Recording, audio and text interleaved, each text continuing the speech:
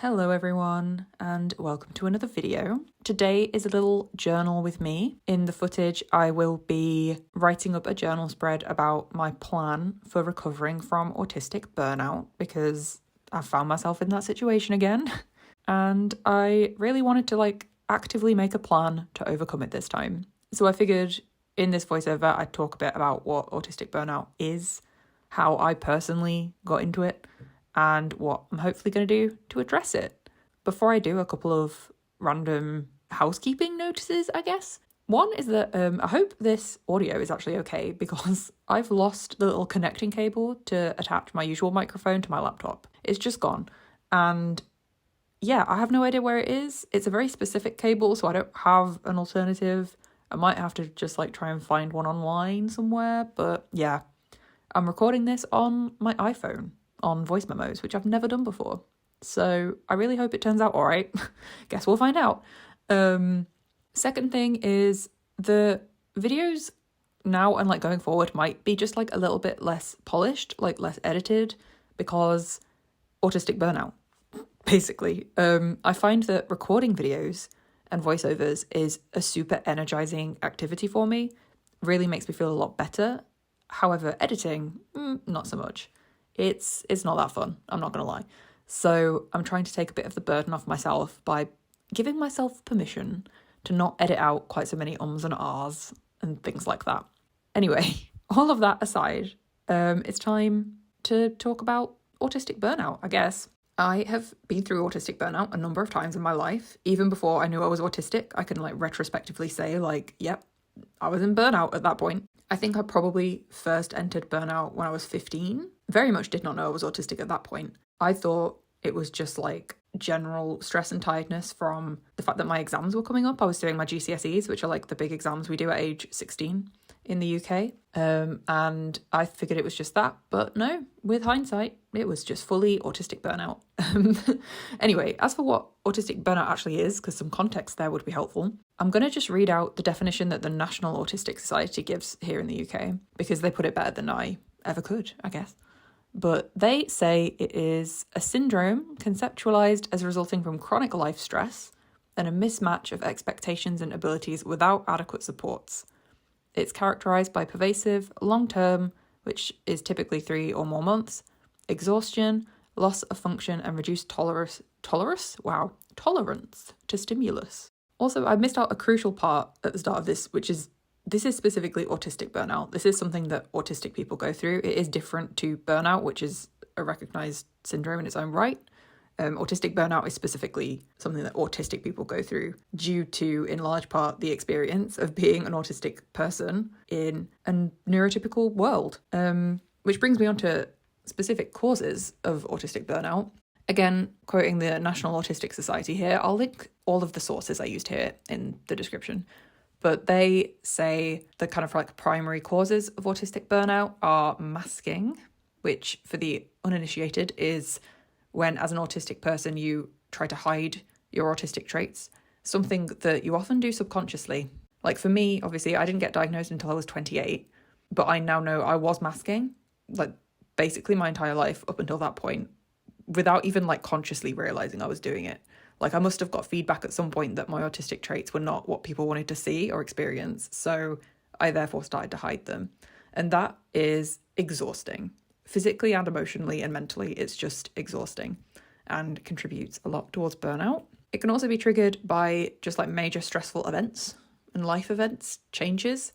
Even good changes can be extremely stressful as an autistic person, just the concept of a routine being broken and change occurring is very stressful, even if to the outside it seems like a purely positive change. For example, every time I've moved house, even though I've moved into a house that I like more each time, I've still been a total mess for months because change is just not something my brain gets along with. Another cause of burnout, autistic burnout rather, is other people having unmeetable or difficult expectations of the autistic person. Unfortunately, a lot of neurotypical people still expect autistic people to change themselves to fit in with society more. They have expectations that don't match up with the actual experience and, bandwidth of an autistic person. yeah, just unfortunately, a lot of people still are not very understanding or accepting of autism and having to constantly deal with that. And if you're under extreme pressure, forcing yourself to have to, adhere to those expectations is just very exhausting and damaging.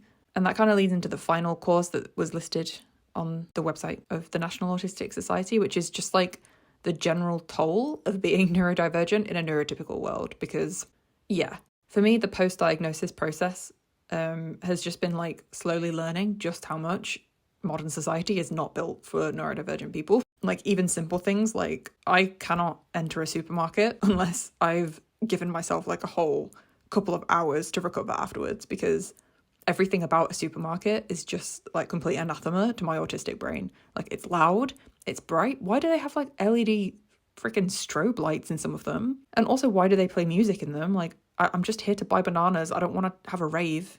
You know what I mean? And then beyond that, supermarkets are full of people usually, and like smells, just like it's very overwhelming sensory wise. And yeah, that's just not built for autistic people, to be perfectly honest.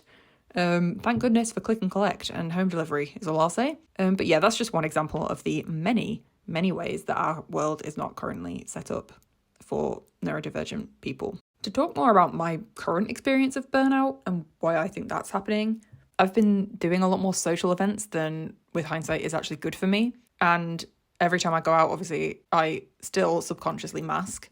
I am going through the process of trying to learn to unmask, but I'm still struggling to figure out what that looks like in public, because unmasking can be a bit scary if you're around other people. A lot of, autistic behaviors are not necessarily accepted by people. So yeah, anyway, I'm still masking when I'm out and about. I'm doing more social events than is good for me because I feel like that's expected of me. And like, to be clear, no specific person has made me feel that way, but sometimes I just feel the weight of society that just expects you to have a full social calendar and be out and about doing things. Like, I find it very hard to set boundaries with that, but I obviously need to going forward.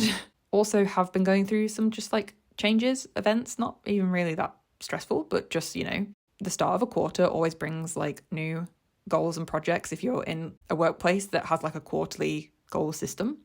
So the start of July just always brings changes at work on like what I'm working on and stuff, and that can be stressful. And then, yeah, I am still just perpetually exhausted because of trying to exist in the world that we have right now. Both from just like the it's built for neurotypicals sense, but also just like the world is on fire. Like everything is going wrong, mostly. Like everything is stressful. Even if you're not autistic, I can imagine it's pretty exhausting to exist in that right now. So yeah, I think that's what's pushed me into that burnout phase again. So obviously that is something that I want to rectify. Being in burnout is not fun. I'll talk about some of the specific symptoms in a minute, but before I did, I just wanted to touch on the fact that there are quite a lot of barriers to seeking support for autistic burnout, which makes it even more difficult to overcome. Oftentimes people will not believe that you're truly struggling, or they'll accuse you of making it up because it's not always something that's very visible, right? Like a lot of my stress and exhaustion at the moment is purely internal. Like I'm agonizing in my mind a lot. I'm tired on the inside, but that doesn't always reflect on the outside. So people are like, oh, but you're not openly sobbing 24/7, which means you can't be in burnout. And I'm like, that's not how it works.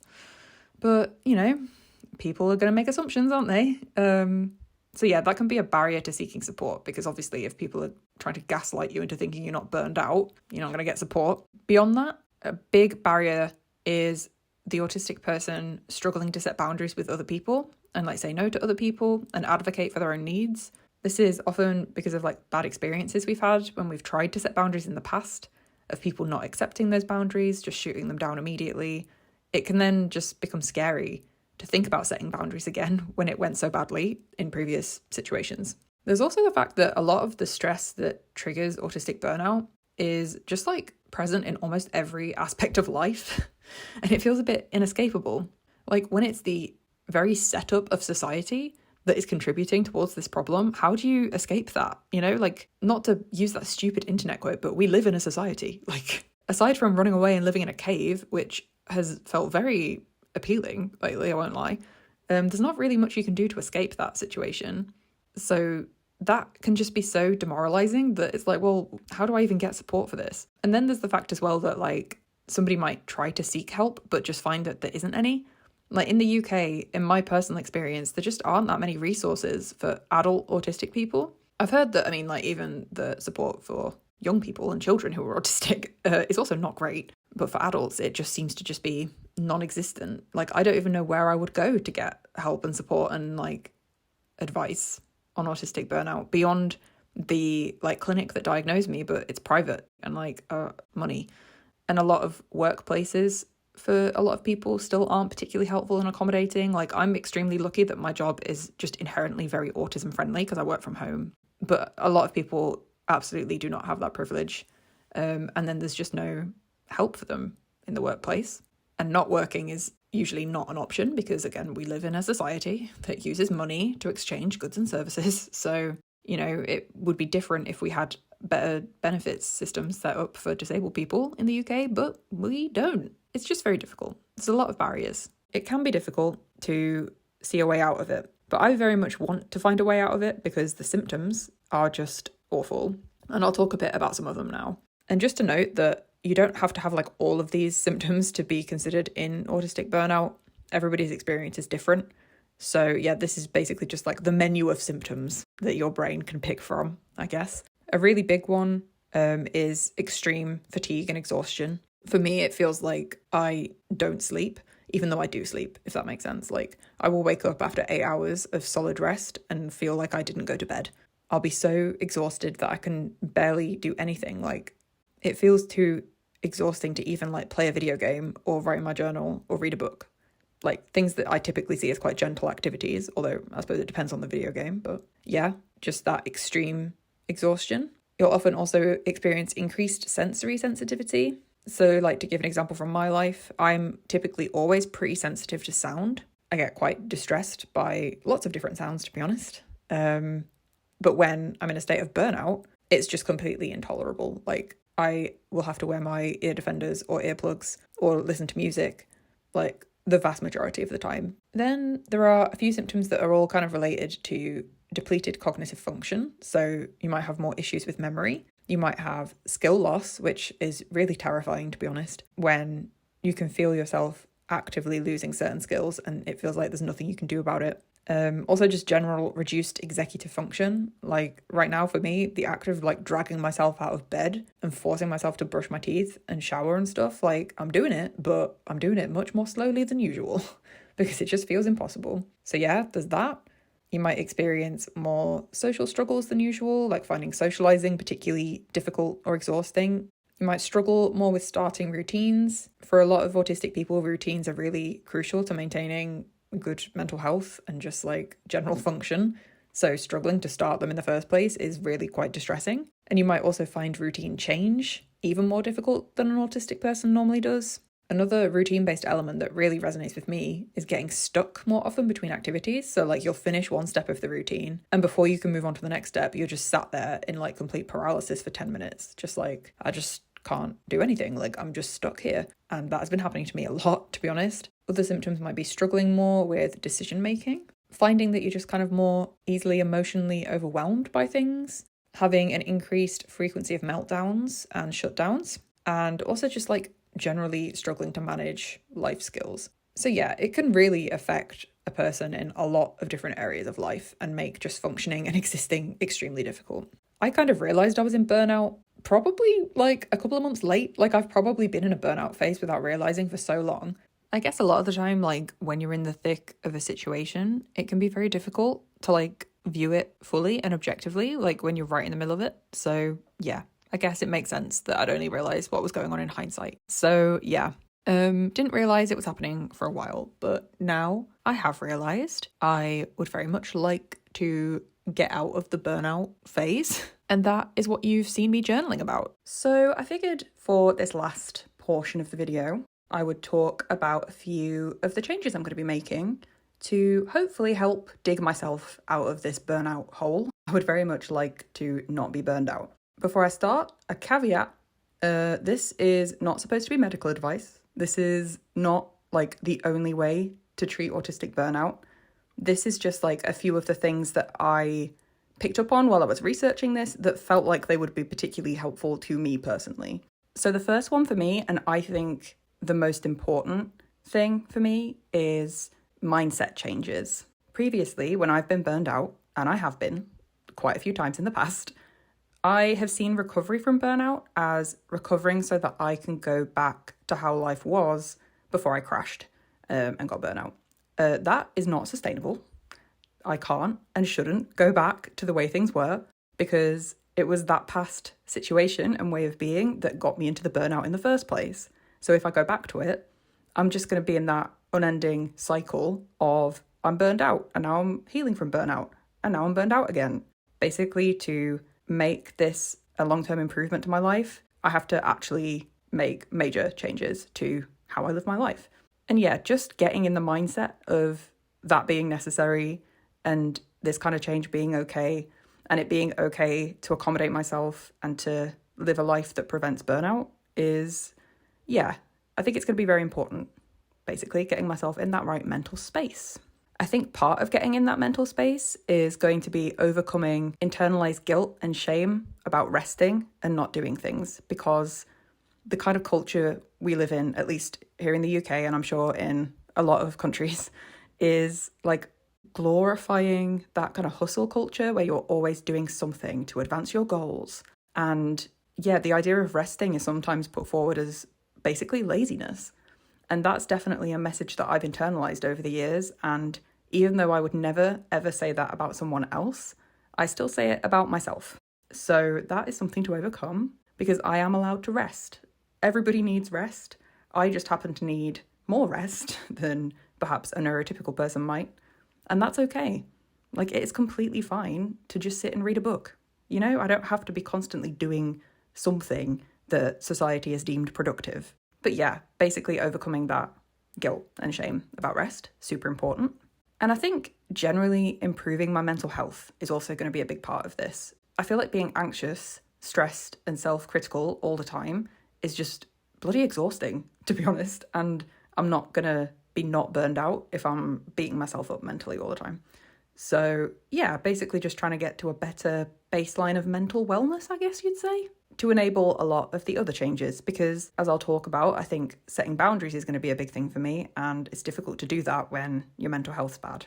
Final kind of mindset-y part here is giving myself credit where credit is due, because completing tasks that might seem like small or easy to neurotypical people can be a really big deal for me. Like, for example, going to the supermarket and successfully coming out with all the things that I went in for is like a huge deal for me because of how overwhelming I find the experience. And part of me has still had that internal voice saying like, no, you've got to try harder. You're just being like ridiculous and lazy, and basically trying to like work against my brain rather than with it. So I'm going to try and like give myself more credit for overcoming the challenges that society might deem as like not really a challenge and something everyone should be able to do. It's actually very difficult for a lot of us, and I'm going to keep giving myself credit, I think, for when I manage to overcome those barriers, and that will in turn help my mental health, which will in turn help me recover from burnout. And also, if I'm more accepting that I need these accommodations, even for like quote unquote small things, I'm going to give myself those accommodations and therefore be less likely to be burned out. Up next are two changes that are kind of interlinked, two sides of the same coin, I guess. And that is reducing my input of stimuli that cause burnout and increasing the frequency of stimuli that kind of soothe burnout. For me, one of the things that burns me out the most is social interaction. In person typically is the worst, although sometimes even replying to text messages feels impossible. And I force myself to do it, not because I feel any pressure from my friends or anything like that. Everybody is so understanding and lovely. Like, we have no pressure with each other for replying quickly or like seeing each other all the time. But like, I put pressure on myself, you know, like, because again, societal messaging tells you should be social, you should have a wide social calendar and do things and get out and see the world. When like the blunt fact of the matter is like, I can do that, but only to a very limited degree. And I have to pick and choose what I do and be very careful about planning it and making sure I rest before and after and just like not overdoing it. And yeah, sometimes it feels like that kind of slower pace that I want to take is at odds with wider society and peer pressure, well, not even peer pressure, because it's not even my peers. It's just like, societal pressure. There we go. To keep doing things. But I can't. Like, I've learned that now. One of the big contributing factors to this burnout for me was doing too much. So yeah, a big thing for me is going to be limiting plans, also allowing myself to like cancel or delay plans or tasks if I just can't, like if I'm too tired or overwhelmed to do the thing. If it's possible, I will delay or not do the thing. Kind of alluded to it briefly there, but building in plenty of like recovery and recharge time before and after plans is going to be important. Like typically what I need to do after I've done like a social activity is just like go lie in bed for a couple of hours in the dark, in the quiet, and just like recover. And I don't always let myself do that. So yeah, doing that's going to be important. And like another thing for me is I also need to give myself plenty of time to get ready for plans, because I have time blindness, basically. I have no idea how long anything is going to take ever. And what usually happens is I think I can get ready quicker than I can, but then I can't, and I'm late, and that makes me extremely stressed and overstimulated. And then I go out and do the thing and get even more overstimulated, and sometimes it ends in like a crash or a meltdown, which for me usually just looks like sobbing uncontrollably. It's great. It's a lot of fun. So yeah, just giving myself plenty of time. Again, living at a slower pace, and that includes getting ready and like giving myself the time to get ready at a slow pace, if that makes any sense. And while I'm decreasing the frequency of those things, I'll be increasing things like more time in the woods or just like in nature generally. Like I am partial to a woodland or a forest, but like I'll take a field if no trees are available. Also large bodies of water, lakes, the sea, just get me there. Like the other weekend we went somewhere that had both a forest and a lake, and I thought I was gonna like ascend into a different plane of existence. Like that's how happy I was to be there. So doing more stuff like that is gonna really help me, I think. Taking more breaks throughout the day, especially when I'm working, and setting reminders to take breaks, because otherwise I'll get just like really absorbed in my tasks and forget that breaks are a necessary part of life. Also more time wearing my ear defenders and earplugs. Earplugs? I've got those loop earplugs. I think they're called earplugs, or are they earbuds? Anyway, yeah, the things that block out sound. I'm always wary of doing that too much, because when I got my assessment, they did warn me that if you do wear things like that too much, you can become more sensitive to sound, and that scared me. But I think I've gone too far the other way, and I'm not letting myself wear them often enough. So yeah, having more time in complete silence is going to be great, because I think, as I mentioned, like sensitivity to sound is just, yeah, one of the huge autistic experiences for me. So I think mitigating that will help me a lot. I'm going to set aside more time for my special interests, which are things like, writing in my journals, reading books on topics that I love or like genres that I love, watching TV shows and YouTube videos about stuff I enjoy. And yeah, just having dedicated time every day, because I've been slipping on that and I can tell. And that's really bad because special interests are such an integral part of like autistic self-care. So gonna get back on track with that, I think. And then the big one is just practice setting boundaries, even if it's uncomfortable at first. Like saying to people, I can only stay out for an hour because if I stay out longer, I will crash. Or, setting boundaries with myself, even like saying I'm only going to let myself work for X hours today, which I can do because I'm like hourly paid rather than like salaried. Yeah, I'm lucky enough to be able to do that. And one of the big barriers for me setting boundaries is I think I'm going to be upsetting people. But first of all, most of the people in my life don't get upset when I set those boundaries and are very understanding of them. And second of all, if people do get upset, then perhaps that's a sign I should spend less time with them because, I'm entitled to my boundaries, especially, considering their accommodations for a disability. Boundaries are tough, but necessary for me in this situation. So yeah, a few more like quick fire things I'm going to do. One is unmask more. I'm still not entirely sure what this looks like because I unmask a lot at home and also at work, to be honest. Like work has been one of the places where I feel most comfortable unmasking, which is a very unusual experience, I feel. But the one place I feel still like tricky with that is in public. Like if I'm out with a friend in town or like in a restaurant, in a cafe, like I don't really know what unmasking looks like for me there. Like I know part of it is not forcing eye contact and not forcing facial expressions if I'm not feeling it, but it still feels very overwhelming even when I do that. If anyone has any tips, please leave them in the comments. I'm also going to just make sure I'm looking after myself in like the basic ways of making sure I get good sleep, try and get into good food habits. And then throughout all of this, another change, I guess, is just trying to become more aware of what causes burnout for me, what soothes burnout for me, just increase my self-knowledge, basically, because it was quite shocking to me that I didn't realise I was burned out for like 3 months. I thought I knew myself better than that, but apparently I don't. So yeah, just actually making notes on things that burn me out, things that stress me out, things that make me feel better, so that I can refer back to that, you know? That is a long list of things to improve my burnout. I'm also going to be realistic and say I don't think I can do all of them at once.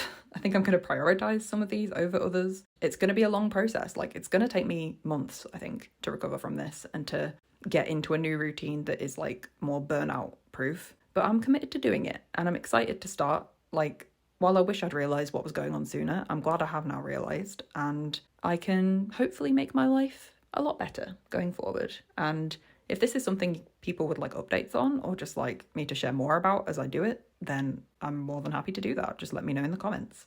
Anyway, I will leave it there for this week. I hope you're all doing well. Hope you all have a good week or few days until the next time I post. I'm just deciding I'm going to be just a bit erratic in when I post videos. Like, might be weekly, might be more than that if I feel like it, might be less than that if I don't.